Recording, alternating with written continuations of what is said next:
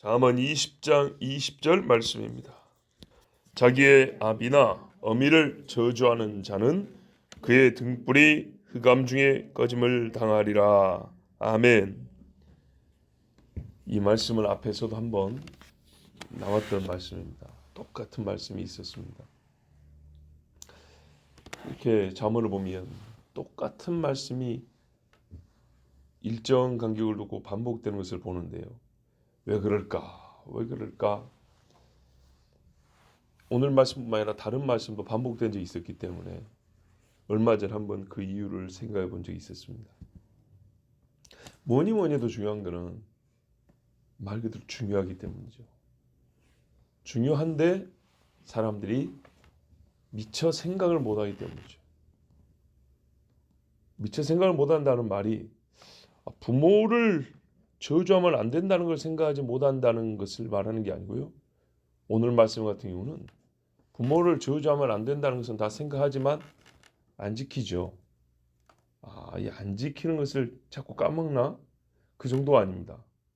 안 지키는 죄의 결과를 미처 모른다는 겁니다. 얼마나 큰 죄인지를 모른다는 겁니다. 우리가 처음 들은 거는 생소해서 기억이 잘 나는 경우가 있습니다. 너무 특별해서 처음이니까. 그 처음으로 혹시 남자한테 꽃 받아본 기억 있으세요? 또 없으면 억지로 만들어내지 않아도 됩니다. 뭐 요즘에 장사 속이지만 화이트데이니 발렌타인이니 해가지고 초콜릿 받아먹고 사탕 주고받고 막 그러잖아요. 만약에 처음이었다 하면은 그날 기억하겠죠. 이렇게 생소하고 간절히 기대했던 것이었는데 처음 있었던 날은 기억합니다. 그런데요, 어떤 것은 처음이긴 하지만 우리의 기존에 가지고 있던 사고방식이나 생각이 오던 바하고 너무 다른데 별로 원하지 않은 것이기 때문에 처음일지라도 말 그대로 한 번이니까 그냥 기억을 못하고 가버린 경우도 많이 있습니다. 오늘 말씀 같은 경우 그래요. 부모를 저주하면 너 등불이 이게 영혼이거든요. 흑암 중에 꺼진다 라는 말을 정말 충격적으로 들어야 되고 무섭게 들어야 되는데 워낙에 이런 말을 안 듣고 살던 시대라 보니까 이런 귀한 말씀을 마음속으로 무시하는 게 습관이 된 이 세대라 보니까 이런 말씀 들으면 그냥 한번 웃고 지나버린다고요. 두 번 들으면 좀 거슬려요. 세 번 들으면 신경 쓰이고 네 번 들으면 안 잊어먹고 다섯 번 들으면 왠지 겁이 나고 여섯 번 들으면 설마 진짜일까 이런 생각이 든단 말이죠. 그런 경우도 있죠. 어떤 거는 처음이기 때문에 잊지 못한 게 있고 어떤 경우는 한 번이라서 대수롭지 않게 지나가 버린 경우가 있다고요. 보세요. 우리가 평소에 건강해요. 건강하면 표현이 좀 그렇지만 혈변이라 그러죠. 피가 묻어났을 변해. 오늘 좀 신경 써서 그런가 보다. 이러고 지나간다고요. 그죠? 근데 대개는 또 그게 맞으니까 그래요. 뭐 두 번째, 세 번째까지 가는 경우가 별로 없어요. 그래서 그냥 의뢰이 좀 어디가 찢어졌나? 뭐 좀 상한 게 있었나? 뭐 해가지고 한 번은 그냥 무심코 지나가요. 그런단 말이죠. 왜? 평시에 별일이 없었기 때문에. 두 번 돼도 뭐 오늘까지는 이러고 지나가요. 10번 되면요. 그때 되면 심각해지죠. 비유하자면 너 부모를 저주하면 시켜 네 벌받아. 알았다 알았어 그냥 가자. 이런다고 애들이. 너 부모를 속이고 돈 그 몇십만 원 가져왔어. 야 아무리 그래도 그렇지만 엄마 맨날 그 고생하고 버는데 너 새끼 매일 그 내가 속여갖고 맨날 술 처먹으면 되겠냐 하면 야 임마 니나 잘해. 됐어 내가 오늘 한 잔 살게. 이러고 한다고 젊은 애들이. 짜촌에서 고생하는 엄마한테 전화하고 엄마 학교가 어쩌고저쩌고 하면서 그 쎄빠지게 고생하는데 서울에서 학교 다니는 애들이 돈 막 보내달라 해가지고 지 놀고 싶은데 다 쓴다고. 요즘 애들 다 그러는데요. 이 말 얼마나 그게 무서운지 오늘 분명히 봐야 됩니다. 흑암 중에 네 등불이 꺼져버린다. 그래가지고 술 먹다가 한겨울에 노인도 아니고요. 노숙자는 오히려 그렇게 안 죽어요. 그날 밤에 술 먹고 술 취해가지고 한 방에 가는 애들이 1년에 몇 명인지 아십니까? 제 눈으로 봤어요. 딱 죽기 일보 직전에 구함을 받는 여자애를 제가 대학교 다닐 때 봤다고요. 왜? 제가 그 여자애 살리는데 도와줬거든요. 술 취해갖고 한겨울에 5분이 멀어 죽어버려요. 밖에서. 꼼짝을 못해요. 꼼짝을. 자, 보십시오. 그래서 이런 말씀에 이 말씀을 반복하여 들려줍니다. 워낙에 안 듣는 세대란 걸 알거든요. 오늘뿐만 아니라 전날에도 그랬어요. 워낙에 안 들어요. 동서고금을 막론하고 부모에게 효해야 되고 순종해야 된다는 말은 수없이 가르치지만 변함없이 안 듣고 어기는 말씀이 이 말씀이에요. 그렇지 않습니까? 이 시대 교육은 틀려먹었어요. 봐보세요, 여러분. 평화를 안 외쳐서 전쟁이 납니까? 잘 생각해 보세요. 인류가 존재한 이후로 지금까지 싸우자 하다가 20세기 들어서 우리가 학교 다닐 때쯤 돼가지고 그때부터 평화를 외쳐서 아직까지 싸운가요? 아니죠. 옛날에 성인 군자라는 사람들도 뭔 이야기 했어요? 평화 했어요. 실상은 나쁜 짓도 많이 했지만 간디, 왜 그 사람이 유명하죠? 왜 그 인도 사람이 우리나라에서 유명합니까? 비폭력 평화주의자? 소위 그것 때문에 유명한 거 아닙니까? 그래서 인도에 평화 왔습니까? 왔냐고요? 안 옵니다. 옛날에 헬라의 철학자들이 평화 얘기를 안 했냐? 여러분, 예수님 오시기 전부터 평화 이야기 한 사람들 많으세요. 그걸로 인기몰이 해가지고 지도자 된 사람이 숱하게 많아요. 평화 왔습니까? 평화를 주장하는 사람이 잘못다는 게 아니라 인간을 보라 이 말이죠. 인간을. 사람이 평화를 외친다고 평화를 얻는 게 아니고요. 사랑을 말한다고 사랑이 되는 게 아닙니다. 사람이 변하지 않으면 그 좋은 덕목이라는 것은 절대 현실이 안 됩니다. 사람이 변해야 돼. 근데 이런 말 있죠? 사람은 바뀌지 않는다. 사람은 고쳐 쓰는 게 아니란다. 얼마나 안 변하면 그런 말을 하냐? 맞아요. 그래요. 근데 왜 그렇게 사람들은 말을 하게 되냐? 왜 그런 현실 속에서 주저앉고 낙심하게 되냐? 지금도요. 전 세계 평화를 위한 기구가 얼마나 많습니까? 근데 왜 옛날에는 화살 하나 쏘면 사람이 하나 맞을까 말까인데 지금은 미사일 하나 떨어지면 수십 명, 수백 명씩 한 방에 죽을 수 있죠. 왜 이렇게 평화를 주장하는 사람은 많은데 평화가 없냐? 시간이 갈수록 하나님을 모르기 때문입니다. 시간이 갈수록 하나님 말씀을 무시하기 때문입니다. 예전에 하나님의 말씀에 따른 국법이라도 세워져 있었어요. 율법은 아니지만 율법의 정신이 사람들의 일반 상식과 양심 속에 살아 있었고 그게 소위 일반법의 반영이라도 되어 있었어요. 지금은요. 그게 점점 없어지고 있습니다. 그리고 평시에는 옳은 줄 알지만 하나님 이야기가 붙으면 오히려 더 미워해버리고 거부하는 현상이 얼마나 많은지 모릅니다.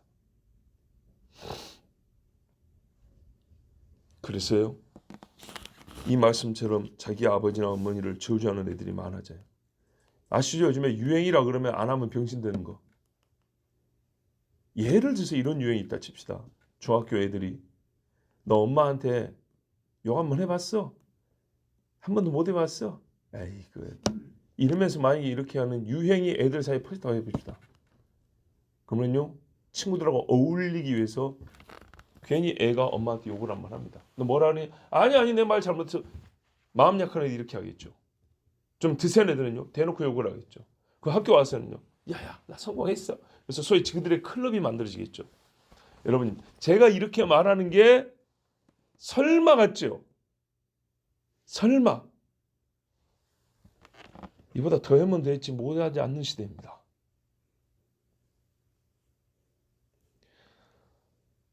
주여. 저는 정말 예수를 믿고 신앙생활하고 또 나이가 한 살 한 살 들면서 즉 이 세상에서의 삶을 조금씩 되면서 하나님 말씀이 여지없이 맞다는 것을 경험합니다. 여지는요. 여분이 없다고요. 하나님의 말씀이 80%는 맞고 20%는 안 맞던데요. 이게 아니라 100% 맞네. 100%. 자기 아버지나 어머니를 저주하는 것은 보기 드문 일이어야 합니다. 있어서는 안 되지만 만일에 있다 하더라도 정말 벨리알의 아들이라고 하는 마귀 자식 정도나 돼야 이런 일이 있는 것입니다.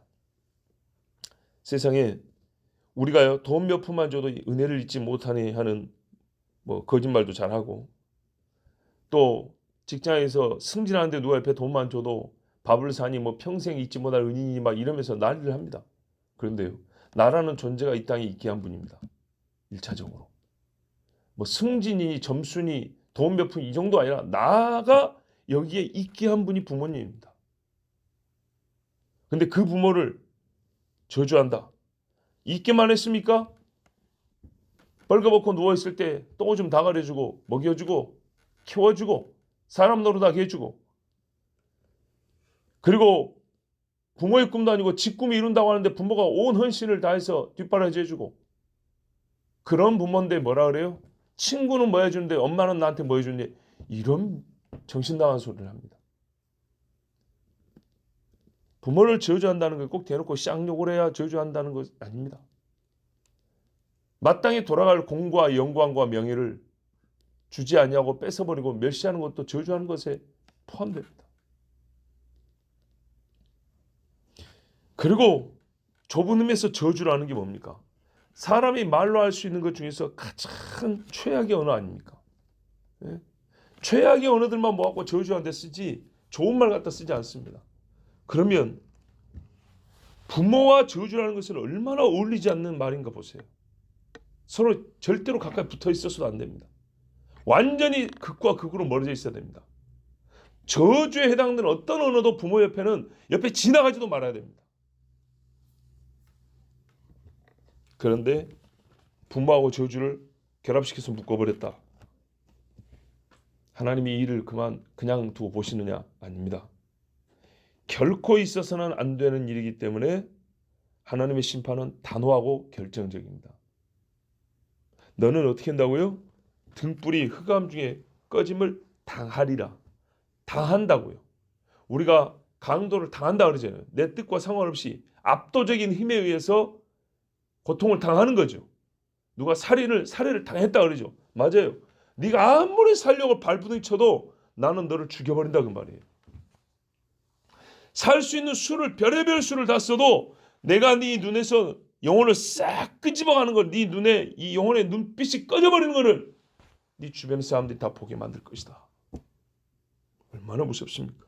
욥기 18장 5절 6절에 악인의 빛은 꺼지고 그의 불꽃은 빛나지 않을 것이요 그의 장막 안의 빛은 어두워지고 그 위에 등불은 꺼질 것이요. 전부 다 불과 빛이 꺼진다는 말을 4번이나 반복합니다. 한 절에 4번 반복인데 이게 하나님의 확신한 뜻이기 때문에. 악인은 뭐라고요? 빛이 꺼져, 등불이 꺼져, 장막 안의 빛이 어두워져, 그의 불꽃을 아무리 불사르고 후 부어도 불꽃이 타오르지 않아요. 계속 사그라들어버려요. 욥기 21장 14절 이하에도 그런 말씀이 있는데, 악인의 등불이 꺼짐과 재앙이 그들에게 닥침과 하나님이 진노하사 그들을 곤고하게 하심이 몇 번인가. 무슨 말이죠? 사람이 인생을 살면서 보니까 셀 수 없이 많이 확인을 한다는 거예요. 실제로 부모를 저주하고 또 악하게 산 사람들이 그가 승승장구 잘 될 것 같지만 등불이 싹 꺼져가는 것을 우리가 살면서 내가 태어나서 죽기 전 동안에도 몇 번이나 볼 수 있다는 거예요. 예, 저도 봤고 직접 옆에서 들었습니다. 전에 말씀드렸지만 우리 섬에서 아버지하고 아들이요 바다에서 일하다가 싸움이 났어요. 아들이 화가 난다고 낫으로 아버지를 찔렀어요. 물론 돌아가시지는 않았어요. 낫이란 게 얼마나 무서운 도구입니까? 그리고 성질난다고 바다에 뛰어들었어요. 물론 섬에서 사는 사람 그 수영 잘하죠. 그 헤엄쳐서 혼자 무트로 오다가 어떻게 됐냐? 여러분 여기선 탈 때 저반 시설 있죠. 바다에 이렇게 띄워놓는 네모난 판이 있어요. 거기다 배를 댄다고요. 왜? 바닷가에 바로 되면 배가 깨지고 바위에 부딪히고 하니까 또 얕으니까 사람이 내려갈 길을 이렇게 만들어 놓고, 그죠? 보셨죠 그런 거? 이렇게 또 만들어 놓고 밑에서 무슨 다리 같은 것을 이렇게 걸어서 내려가면 밑에 콘크리트로 넓게 된 판이 하나 있어요. 그 넓게 된 판이 이제 물에 떠 있고 그게 여객선이 묶여져 있다고요. 그러면 거기서 이제 여객선 올라탑니다. 이름하여 그걸 이제 정식 용어인지는 모르지만 우리 동네는 잔교라 그래요. 근데 그게 어떻게 되냐면 콘크리트 판이 물에 떠 있을 수가 없잖아요. 그래서 두꺼워요. 이렇게 두껍고 대부분은 물속에 들어가 있고 위에 떠 있는 거는 조금 떠 있는 거예요. 조금 떠 있어요. 그러면 이게 어떻게 물에 떠 있냐면 속이 비었기 때문입니다. 공기가 그 속에 들어 있어요. 그러니까 위에는 부서지지 않게 콘크리트와 쇠로 돼 있지만 테두리는 그렇게 돼 있지만 속은 비어 있는 거라고요. 그래서 공기가 그 속에 들어 있기 때문에 그 쇠와 콘크리트 덩어리가 물에 떠 있는 거예요. 그럼에도 불구하고 너무 무겁기 때문에 대부분은 물속에 들어 있고 기껏해야 1m 이내만 물 위에 이렇게 떠 있는 거라고요. 예, 상당수 밑으로 들어 있어요. 그래서 사람이 그 옆에 가더라도 그 밑에 빨려 들어가 죽을 일은 별로 없어요. 왜냐하면 너무 깊이 들어가 있기 때문에. 사람이 잠수해서 쑥 들어가지 않는 이상 밑으로 들어갈 일 없다고요. 그런데요, 그 헤엄치고 오던 사람이요, 그 밑으로 들어가가지고 붙어 죽어버렸어요. 어떻게 붙냐? 이런 부력이라는 게 있잖아요. 왜 배 밑으로 못 가냐면 배가 이렇게 있으면 사람이 밑으로 헤엄을 쳐서 가면 빨아들이면서 그렇게 딱 붙어버려요. 어디가요? 등이 붙어버리면 어떻게 해요? 이렇게 주는 거죠. 차라리 몸을 순간 돌려서 이렇게 되면 이렇게 기어라도 나오겠죠. 배 밑바닥을 이렇게 긁고. 근데 그것도 쉬운 일이 아닙니다. 얼마나 세게 밀어붙여 버린대요. 뭐 이렇게 빵 붙어버린다고요. 그런데 등껍데기가 붙어버리면요. 거북이 등껍데기 붙으면 생각해 보세요. 꼼짝 못하죠. 그러고 죽었어요. 비참하죠. 근데 그 깊이가 몇 미터인데 어떻게 그 밑에까지 사람이 들어가냐고요. 그러니까는 힘이 파해서 쑥 들어가 버린 거죠. 올라오다가 붙어버린 거예요. 그래서 배 옆에서 수영하는 거 조심하라는 얘기입니다. 배 옆에서 올라가려도 왜 안 올라가냐? 이게 깊지 않은 배라 할지라도 다리가 이 밑으로 빨려 들어가요. 그래서 몸이 이런 모양이 돼요. 다리는 배 밑으로 빨려 들어가고 몸은 위에를 잡았어요. 이렇게 안 되죠. 그래서 사람을 구할 때도 반드시 어떻게 하냐? 팔만 잡고 끌어당기면은 어렵고요. 다리를 한쪽을 들어서 올려야 돼요. 다리가 올라야 살 수 있어요. 하여튼 그래서 그날 그 아들 죽어버렸어요. 그뿐이냐?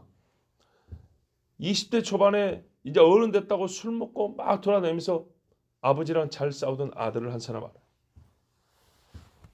이 아들이요, 자기 아들이 둘이나 있는데도 아버지 대우를 못 받고 삽니다. 아시겠습니까? 30년 동안 몇 번이나 만났을지 모르겠어요. 아버지가 병들고 나이가 들어도 그 아버지를 모실 줄은 모릅니다. 왜요? 그 아비가 젊어서 자기 아비한테 그렇게 살았어요. 이 자식들이 자기 아비한테 본 것이 없어요. 여러분, 사람이 언제나 젊을 때만 있는 게 아닙니다. 늙어요. 흐르는 물처럼 빨리 가는 게 사람의 인생이라 금세 늙어요. 젊은 사람이 이 사실을 아는 것만큼 지혜를 얻는 좋은 방법이 없습니다. 아, 내가 늙는다. 내가 나이 먹는다. 시간은 빠르다. 반드시 그렇습니다. 이런 예를 많이 들 수 있어요.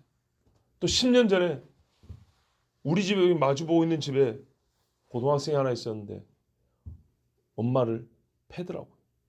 내가 직접 봤어요. 요즘 애들 그래요. 그 아버지는 술 취하고 왜 이러고 있었어요. 아버지가 문제예요. 아버지가.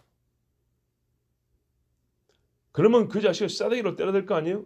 근데 이게 좀 속된 말을 써서 죄송하지만 아버지가 맛이 가 있으니까 애를 나무랄 수도 없고 애가 오히려 아버지를 무시하고 막 쌍 욕을 하는 거예요. 엄마도 욕을 하고 막 밀어제끼고 막 그런 거예요. 제가 갔죠. 그래서 말렸죠. 일단 내가 서 있으니까 못하죠.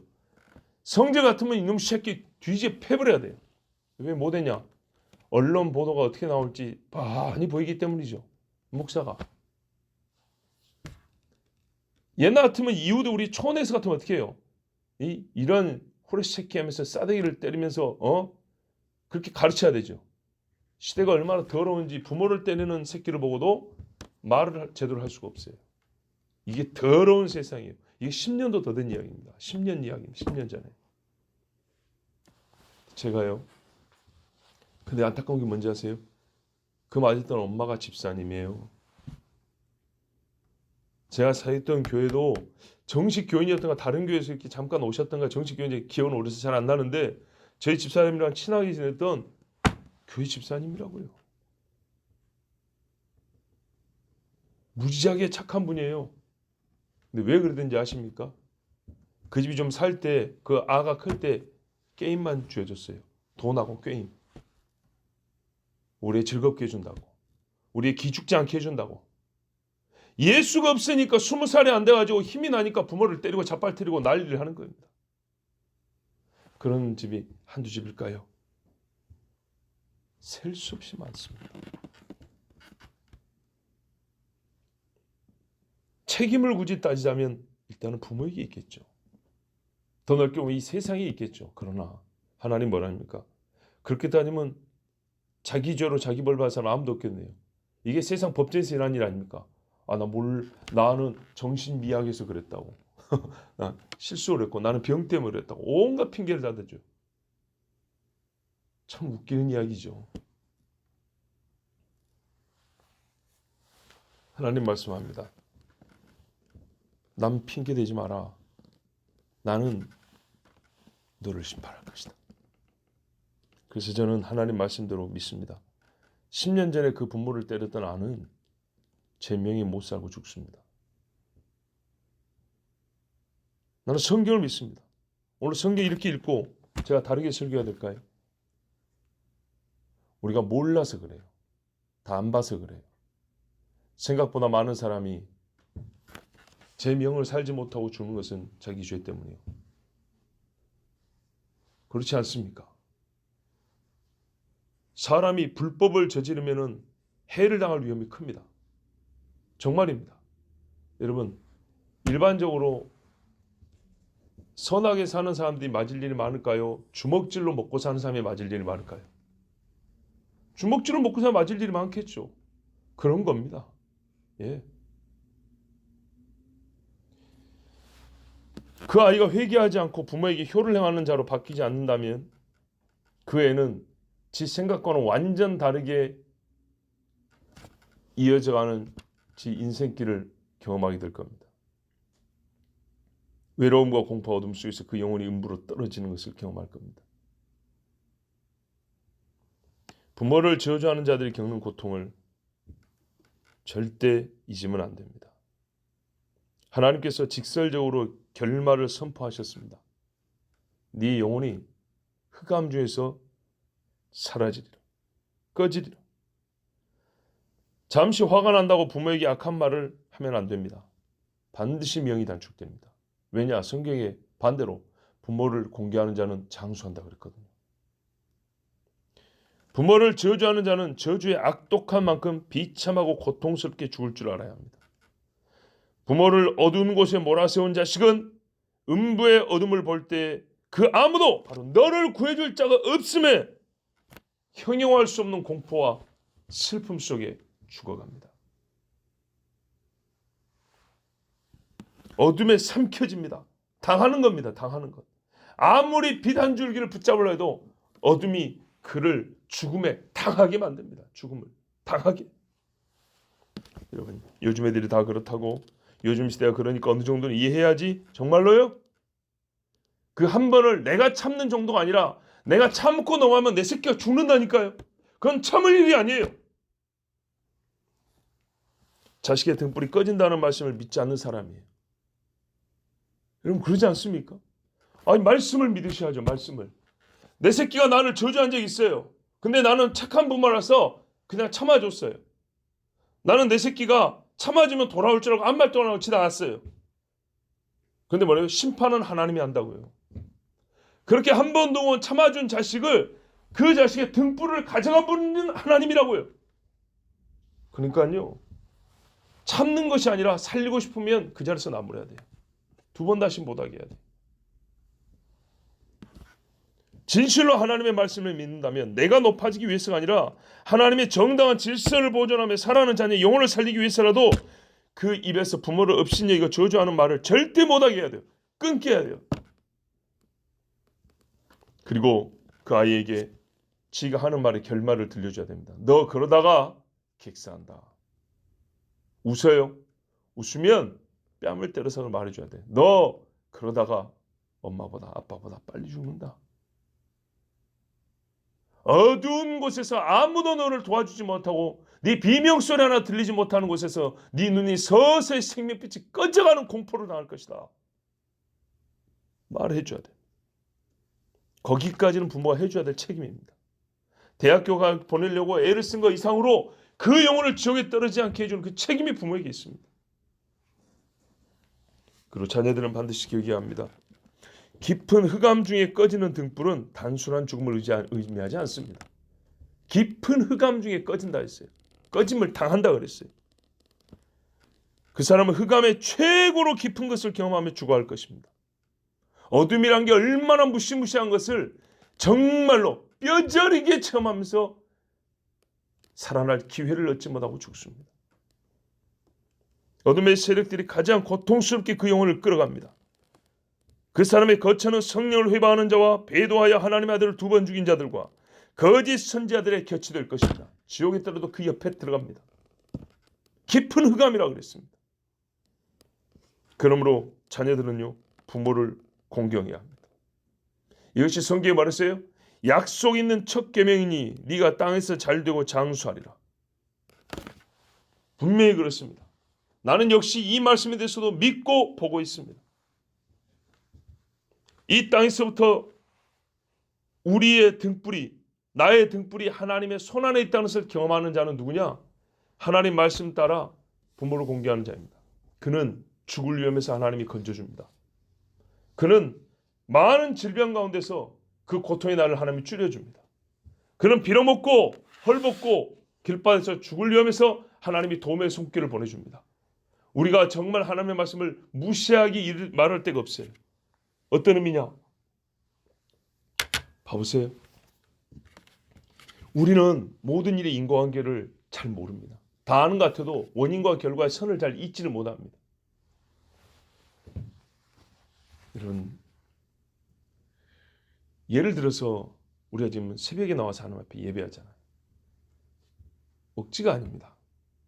여러분, 만약에 새벽 기도를 안 나오는 사람이었다면, 내가 새벽 기도를 모르는 사람이었다면 지금보다 여러분의 건강이 훨씬 더 좋아졌을 것 같습니까? 잠을 한두 시간 더 자니까 몸이 훨씬 더 건강하고, 내가 새벽 기도 나와서 잠을 못 자서 5년 빨리 죽을 것 같고, 새벽 기도를 안 나오면 잠을 많이 자서 10년 더 살 것 같습니까? 아니죠. 하나님 앞에 나오는 그것을 보고 하나님이 조금 더 힘을 주고 조금 더 힘을 주고 조금 더 건강을 주고 조금 더 건강을 준다는 걸 알아야 됩니다. 왜 여러분 멀쩡했던 사람이 병상에 누워버리면 빨리 돌아가시는 경우가 많은가요? 이거는 참 많이 보는 일이죠. 많이 봐요. 왜요? 누워버렸기 때문입니다. 의학적인 복잡한 이야기는 우리는 잘 모르지만 봐보세요. 우리 눈에 일하는 우리 사람은요, 얼마나 지혜를 얻기 좋게 하나님이 만들어주셨냐면, 눈앞에 일어나는 현상을 보고 어떤 원리와 공통점을 보고 인과관계를 추론하고 그 다음을 어떻게 살아야겠다고 생각할 수 있도록 하나님이 다 가르쳐 주셨어요. 정말이에요.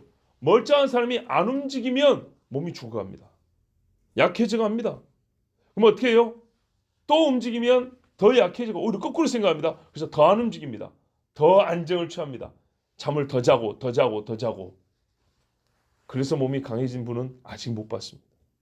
정말 지친 사람이 잠을 자는 거하고 움직일 수 있는데도 불구하고 안 움직이면서 계속 누워있고 계속 안 움직이는 거는 완전히 다른 이야기입니다. 그렇죠.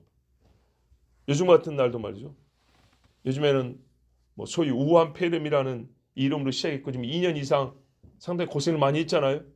병상에 한 열흘씩 20일씩 누워갔다 온 분들이 어떤 일이 먼저 벌어집니까? 다리에 힘이 없어서 잘 못 걷습니다. 그리고 아시다시피 건강을 주의하여 신경 쓰는 분들은 아시다시피 다리에 힘이 빠지고 살이 빠지고 근력이 떨어지면 몸은 급속도로 약해져 버립니다. 그럼 다리에 힘이 나는 것은 어떻게 될까요? 걸어야죠. 움직여야죠. 맞습니다. 하나님 앞에 신앙생활도 마찬가지고요. 건강도 마찬가지. 하나님이 주신 일은 뭐냐면 부지런하라 그랬어요. 끊임없이 꾸준하게. 그래서 오히려 더 내가 더 건강하다는 걸 알아야 됩니다. 정말입니다. 그래도 살다 보면 어려운 일이 있던데요. 그렇죠. 더 어려운 일이 있을 수도 있는 걸 하나님이 막아주셨다는 것도 알아야 되고, 더 내 육이 약할 수도 있는데 하나님이 여기까지 지켜주셨다는 것도 알아야 되고. 여러분, 우리가 해로운 것은 원인을 찾는데 무지하게 애를 쓰는데, 좋은 것은 원인을 찾는데 그만큼 힘을 쓰지 않아요. 그런데요, 해로운 것은 원인을 찾는다고 애를 써도 잘못 찾는 경우가 많고, 왜? 자기 죄를 안 보니까. 좋은 것은 원인을 별로 안 찾으니까 하나님의 은혜를 잘 몰라요. 지금 우리에게 혹시 좋은 것이 남아있다면 하나님의 은혜를 기억하십시오. 혹시 나에게 괴로운 일이 있다면 나의 죄를 기억하십시오. 그러면 정말로 땅에서도 하나님 주신 복을 잘 누릴 수 있고 하나님의 뜻을 이루며 살다가 영원히 주님과 함께하게 됩니다. 정말 이 세대가 우리의 자녀들을 얼마나 어둠으로 끌고 가는지 생각지도 못할 젊은이들이, 많은 아이들이 어둠 속에서 죽습니다. 우리의 사랑하는 자녀들 빛 가운데 빛의 자녀로 살 수 있도록 우리 함께 기도하는 시간이 되기를 바랍니다.